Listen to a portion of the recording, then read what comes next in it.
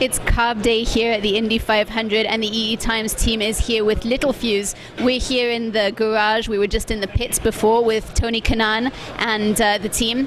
And what we're doing here is we're looking at them fixing up the car at the moment. We were having a little chat before with the mechanical engineers, talking about all the mechanics and the electronics that actually go into these racing machines.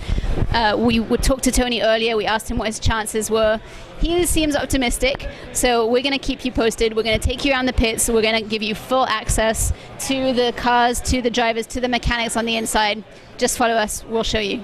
We're doing pit stop practice today, and that's probably the biggest part of today is trying to get the pit stop practice done. On race day, so I go lay my tires out, and I set all the pressures where the engineer wants them, and as the race is going on, I'm constantly monitoring them or making any changes he asks for, and then I always have to at all times be ready for a change or a pit stop whenever they're going to come in, so I have to be ready to go over the wall and change the tire. As the day goes through, the heat, the sun, the tires rise, and the pressures get higher and higher. I always have to keep lowering them down and make sure that the pressures are where they are. I mean, if clouds come in, then the pressures will drop and I have to raise them back up.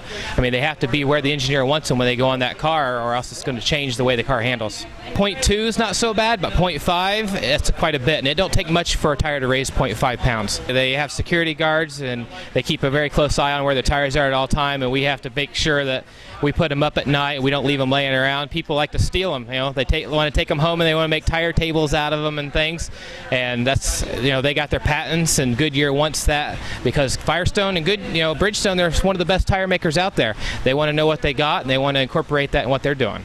Sunlight deteriorates rubber, so they try to keep them in the dark. And then, well, obviously, when we're setting tires up and stuff, we don't want to keep them out all the time either. Because you'll tell if they're out in the sun, you can tell they start turning brown, and you don't want that to happen because it starts hardening it up, it starts cracking the rubber. Every compound's different, every race is different. Like here, 30 laps is probably about your maximum. Depends on how the car's set up and how your car's handling. If it's not handling very well, it's not going to last as long. So I mean, every car is different. It's hard to say, to judge that exactly, you know. We got a good driver and a good car. I think we'll do all right.